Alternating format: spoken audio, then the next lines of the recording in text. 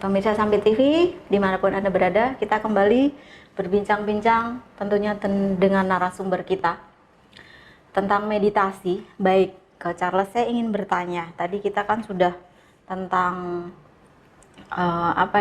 tentang tujuan kita melaksanakan meditasi itu sendiri. Kemudian saya ingin bertanya, berapa jam sih waktu yang baik nih ya, waktu yang baik untuk kita mempraktekkan atau melaksanakan meditasi?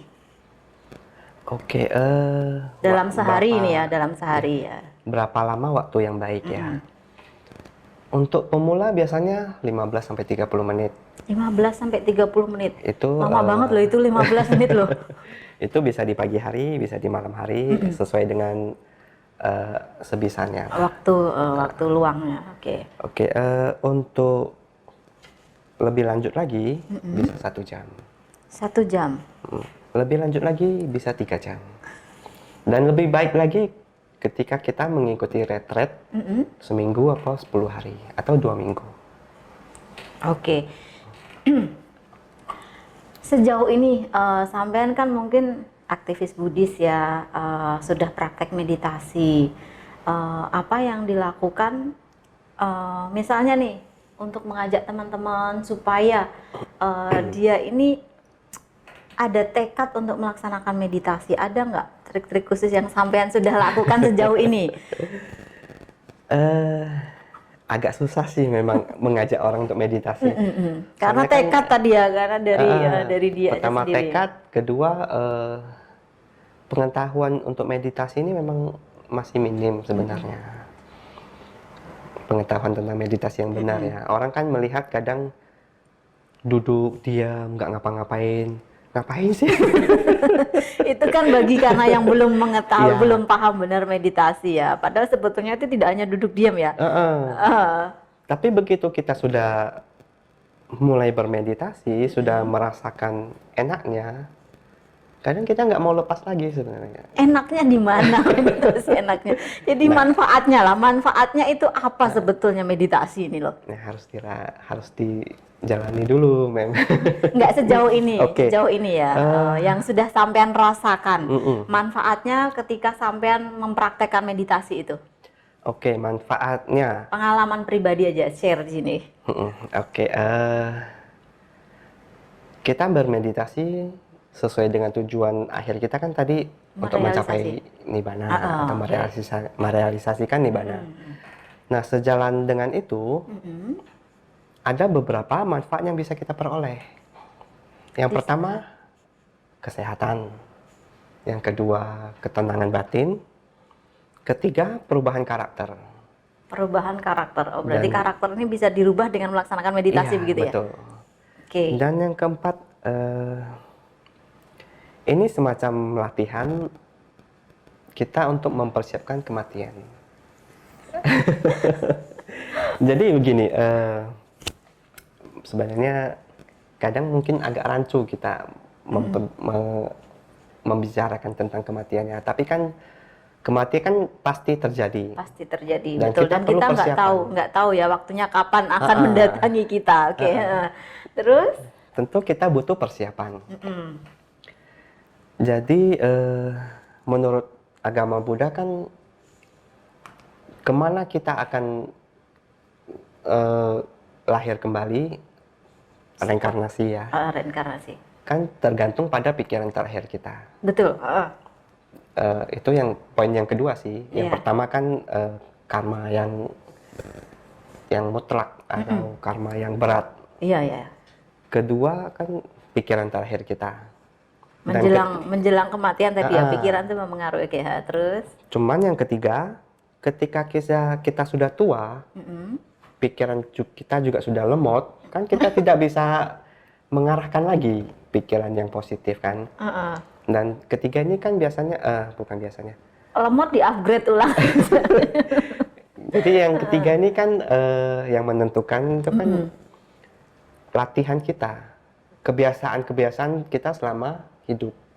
Dan kalau misalnya kita menjadikan meditasi sebagai kebiasaan yang baik, nanti akan muncul pada saat kematian, pada saat kita akan meninggal ya. Nah, itu latihannya. Kayaknya banyak banget ya manfaat yang bisa kita terapkan.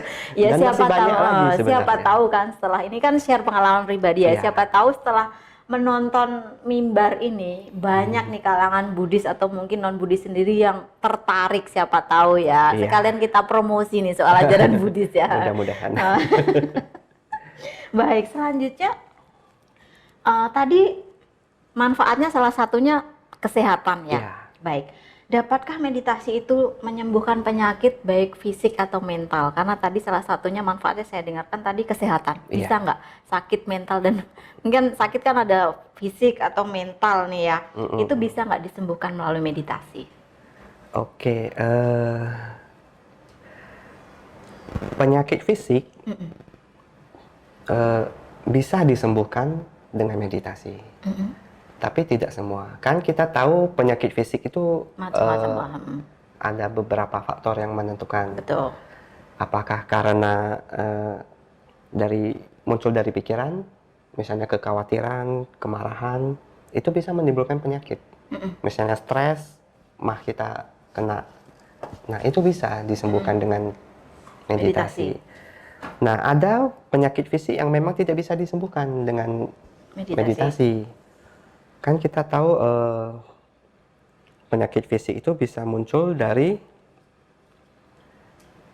karma, dari makanan, dari mungkin perubahan cuaca, flu, tiba-tiba perubahan cuaca, tiba-tiba kita flu. Nah, itu nggak bisa disembuhkan dengan meditasi. Cuman bisa meringankan. Nanti kalau semuanya bisa disembuhkan meditasi, dokternya nggak laku dong. Dokter jadi meditator semua nanti. Baik, kemudian nih, bagaimana kita bisa yakin jika kita dapat melaksanakan meditasi? Bahwa kita tuh bisa, bagaimana nih caranya supaya kita memang benar-benar yakin ya bisa melaksanakan meditasi? Bagaimana kita bisa yakin ya? Iya, bagaimana bisa kita yakin? Kalau kita bisa melaksanakan meditasi, karena tadi kan meditasi itu ada beberapa syarat yang harus kita lalui kan, tempat, mungkin tekad. Nah, bagaimana kita bisa yakin sehingga kita bisa melaksanakan meditasi? Pasti bisa dan harus bisa, karena memang manfaatnya banyak sekali. Dan kedua, kita bisa mendengar dari pengalaman-pengalaman meditasi meditator yang lain gitu loh. Kayaknya ini memang harus harus praktek sendiri ya supaya kita itu bisa merasakan manfaatnya gitu Iya, ya. harus mau. Yang pertama nih kita harus membangkitkan tekad dulu nih. Bagaimana caranya supaya tekad kita nih bisa bangkit, kemudian kita bisa melaksanakan meditasi nih. Triknya nih, yang sampean nih sudah tentunya sudah praktek ya sejauh ini ya. Bagaimana triknya supaya kita bisa menumbuhkan tekad dalam diri kita sehingga kita termotivasi gitu untuk melaksanakan meditasi? Ya, triknya ya. Oke, agak susah ini memang, susah-susah gampang lah. Biasanya kita ada kelas online, itu bisa kita jadikan sebagai promosi sih. Terus berbagi pengalaman, terus membaca buku ya, terus kita mungkin bisa pas Dhamma Desana di wihara mungkin bisa kita sampaikan manfaat meditasi seperti itu. Ya macam-macam lah triknya.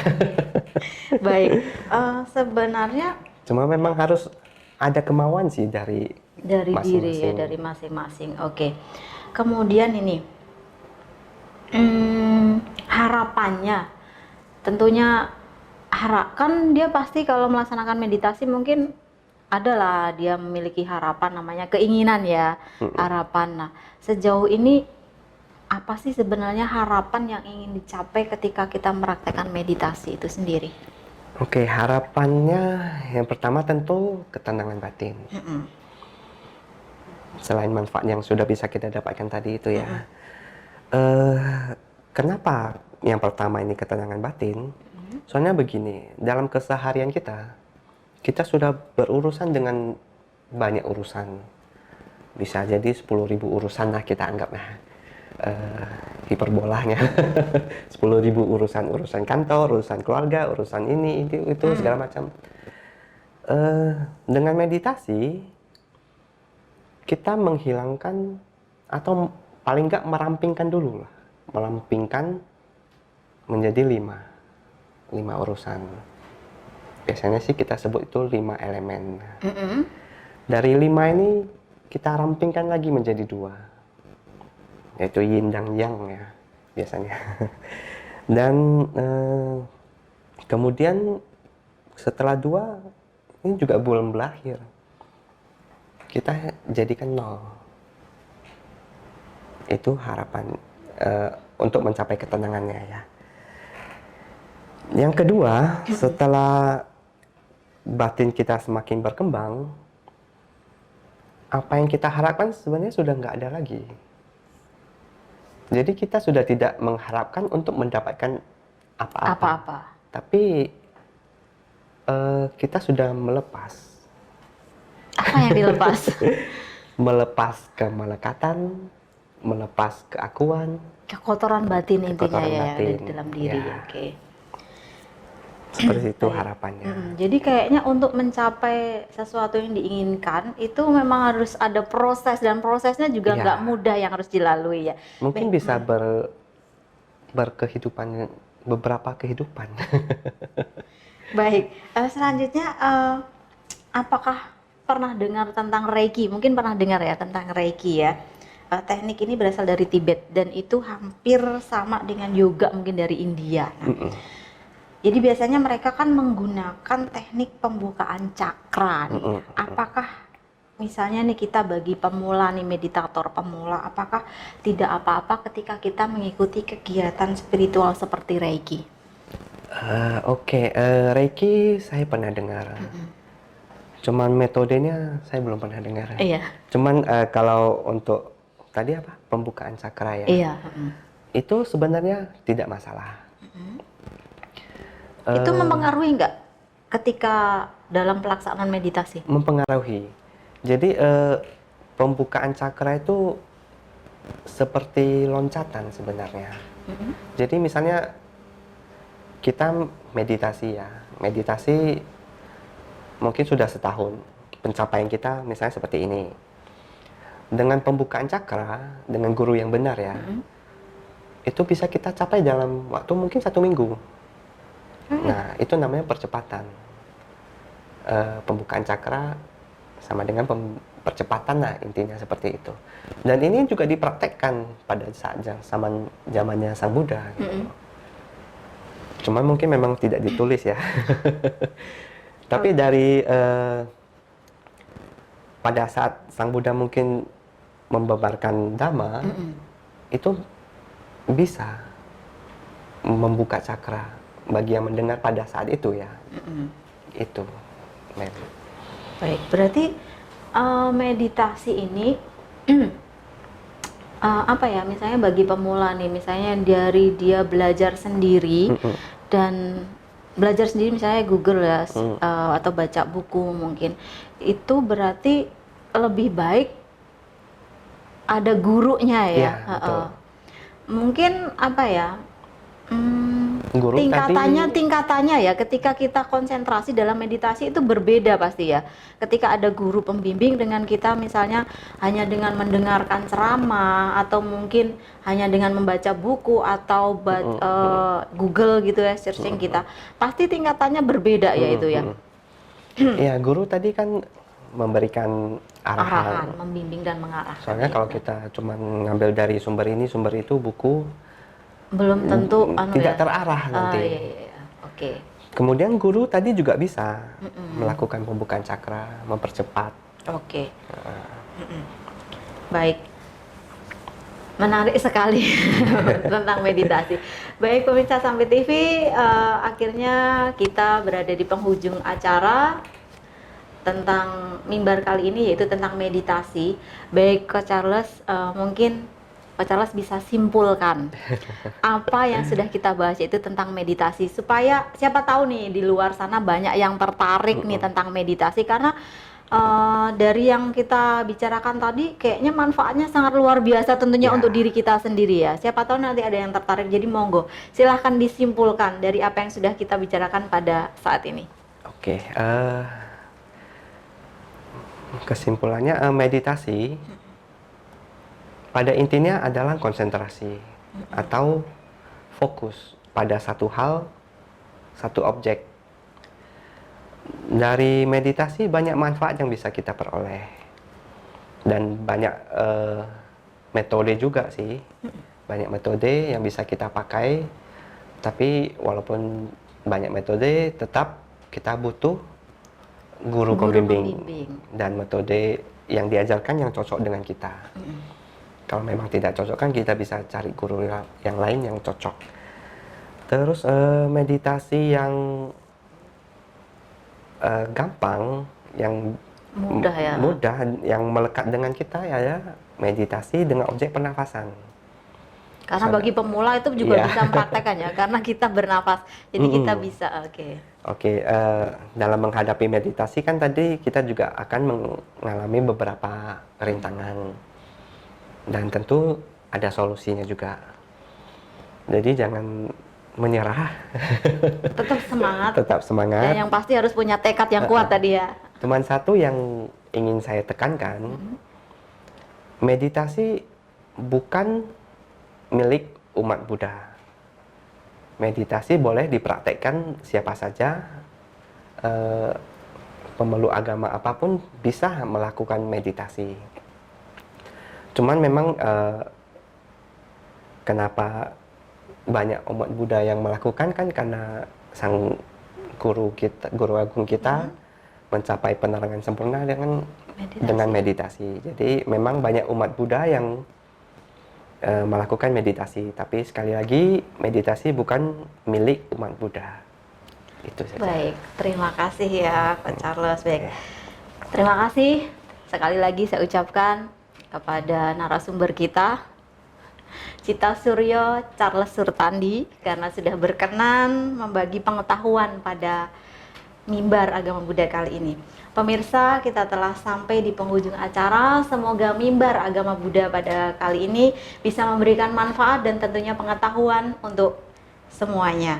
Sampai di sini kebersamaan kita di acara mimbar agama Buddha. Tetap saksikan mimbar agama Buddha setiap hari Rabu, tentunya hanya di Sampit TV, bersatu untuk maju. Sampai jumpa kembali di mimbar berikutnya. Namo Buddhaya. Namo Buddhaya.